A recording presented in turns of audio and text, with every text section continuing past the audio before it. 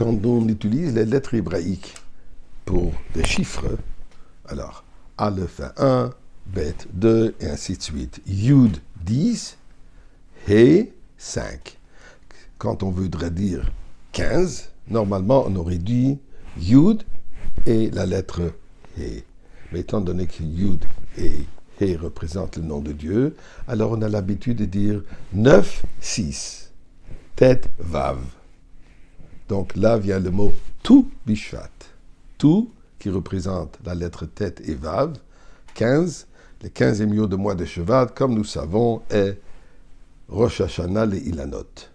Tu Bishvat, Igi, on connaît les chants et ainsi de suite. C'est quoi Tu Bishvat? En Israël, ils ont fait l'habitude que c'est le temps de planter des arbres, très belle idée, mais c'est pas ça ce qui a marqué dans la Mishnah. C'est non plus le jour de la terre juive. En réalité, il y a des halachot très importantes et très précises par rapport à Tu Bishvat. Par exemple, nous sommes censés de donner le maaser. Le maaser, 10% de notre produit au Lévi. Il y a une partie qui doit aller au Kohen. Il y a différentes maaser. Il y a maaser ani, il y a différentes lois de maaser. Ainsi que Orla, par exemple. Orla est quand on plante un arbre. Les premières 3 années, les fruits sont interdits. Ensuite, la 4e année, ça s'appelle Netaravaï, nous devons amener les fruits à Yerushalayim et les manger à Yerushalayim. Si c'est trop pesant, impossible d'amener tout ça, il faut le changer pour l'équivalent en valeur monétaire, prendre cet argent, partir à Yerushalayim, acheter des fruits à Yerushalayim pour dépenser cet argent à Yerushalayim. Ainsi, les lois de Shemitah, comme cette année d'ailleurs en Eretz Israël, c'est l'année de Shemitah. Alors, de quel moment on calcule le nouvel an? Est-ce qu'on va d'après Rosh Hashanah? Alors bien, nous dit la Mishnah de Rosh Hashanah, B'chamisha Asar B'Shvat, le 15e jour du mois de Shvat, je m'excuse, c'est Rosh Hashanah l'Ilanot. La nouvelle année des arbres. Donc, tout ce qui était avant le 15e jour du mois de Shvat appartient à l'année dernière. Tout ce qui est après l'année, après de Tu Bishvat, est la nouvelle année. Bon, discussion si ça va d'après la plantation ou d'après la récolte, je ne vais pas rentrer maintenant là-dedans. Donc, Tu Bishvat représente le moment où la nouvelle année des arbres. On se souvient qu'au 15e jour du mois de Tishré, à Sukkot, nous avons prié pour la pluie.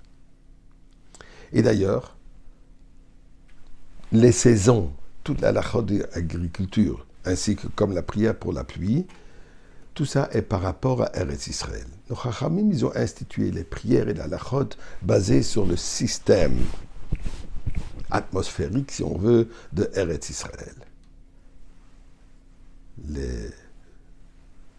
Les mois, les changements des saisons, tout ça dépend d'Eretz Israël. Nous explique Rashi que depuis le 15e jour du mois de Shevat, maintenant ce qui se passe, le sol, la terre est devenue saturée par la pluie de la nouvelle année, provoquant la montée de la sève dans les arbres, ce qui signifie que les fruits peuvent commencer à bourgeonner. Le Gemara Yerushalmi donne une autre explication en disant que jusqu'au nouvel an des arbres, tous les arbres peuvent survivre sur l'eau de l'année précédente. Après le nouvel an, les arbres tirent leur source de vie de l'eau à la nouvelle année. Mais vous pouvez vous poser la question, surtout comme nous ici à Montréal, aujourd'hui il fait moins 23 degrés.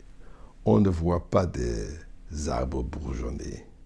On ne voit même pas des oiseaux qui sont venus manger hier les graines pour Shabbat Shira. Mais comme je disais tout à l'heure, tout cela est basé sur Eretz Israël. Mais écoutez ce que le Meiri dit. Rabbi Menachem Meiri, il dit une chose très, très intéressante. Il dit que la saison de l'hiver s'étend du mois de Tevet jusqu'au mois de Nissan. Donc le 15e jour du mois de Shevat, c'est exactement le milieu. La moitié de l'hiver est déjà passée. Donc, d'une certaine manière, maintenant, une fois que la moitié de l'hiver est passée, l'hiver s'affaiblit. Certainement, je l'espère. Donc, on commence déjà à voir un peu de lumière à la fin de ce tunnel hivernal. Eh bien, nous prions la même chose à Kadosh Baruch Hu. Au moment où il fait tellement froid, c'est tellement obscur, tu dis que c'est le moment le plus dur et on passe le cap, alors espérons que ceci est la même chose avec l'exil. On est certainement dans un moment très obscur. On est bien plus que la moitié de l'exil passé. On est à la fin de l'exil. Alors, Bonne Shalom, accorde-nous tous. Rendez-vous pour tout Bishvat, et encore tout Bishvat, en tout cas pour nous ici à Montréal, se retrouver ensemble à Yerushalayim dans le Beth Magdash. Et là, nous allons voir les fruits de notre labeur de tout le temps de l'exil. Shana Tova.